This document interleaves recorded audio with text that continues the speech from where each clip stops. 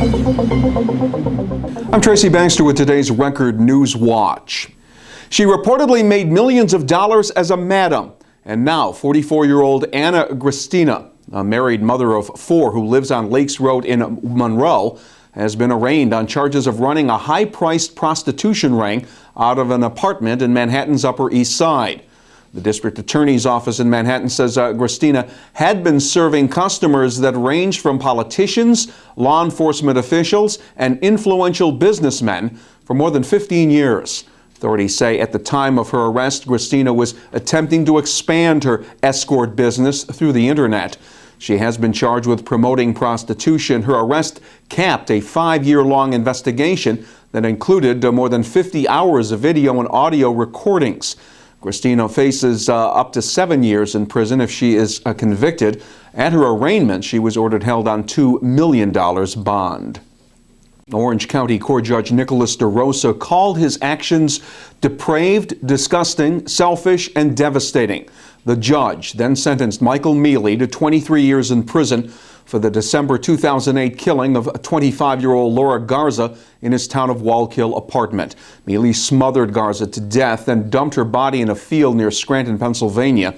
Mele told members of Garza's family in court today that he was deeply and truly sorry for his actions. Family members spoke of their suffering during the court proceedings, and afterwards they questioned Mele's sincerity. He didn't show that he really cared. He really meant what he was saying. And it's like he says, you're never going to have enough with whatever time he does because we're never going to have her back. So no time will ever fill that. These 23 years are going to be good because it's one person not on the streets, not a predator. And we really, God bless him, whatever happens.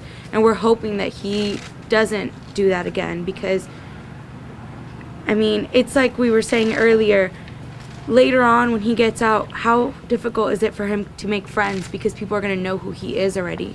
These people can find out who he is. We just want everybody to know that things can happen, and even if you come from a great family and you're a wonderful person just like she was, things happen and you just need to be safe.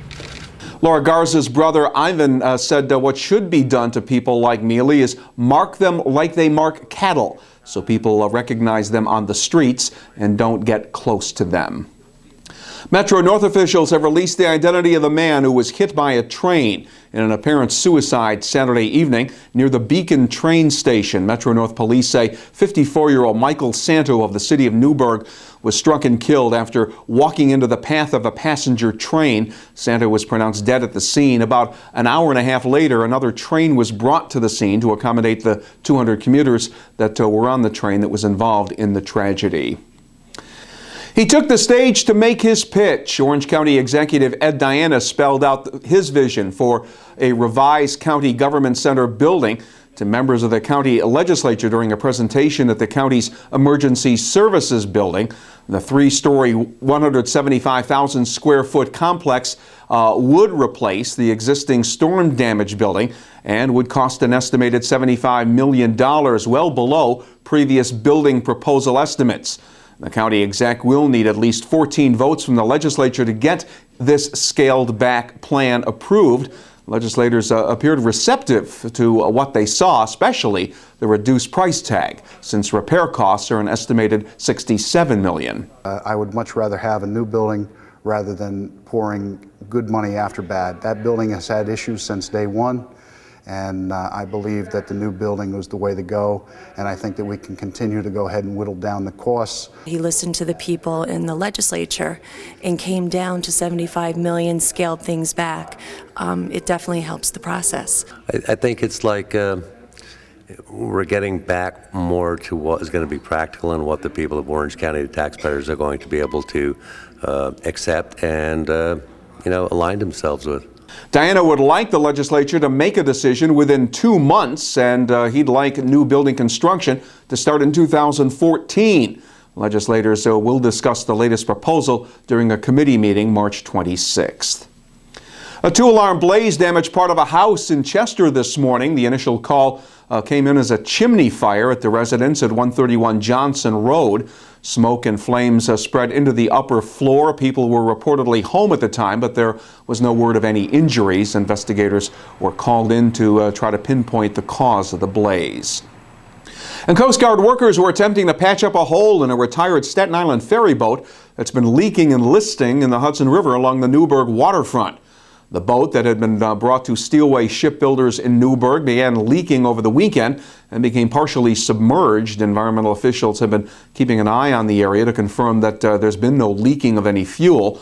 Once the patchwork is completed, attempts were to be made to refloat the vessel.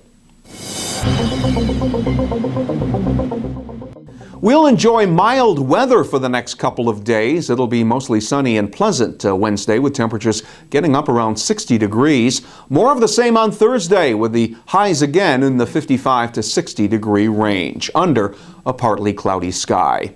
Get a recap on all the day's events in tomorrow's Times Herald Record, and when news breaks, you will find it here at Record Online. For Record Newswatch, I'm Tracy Baxter.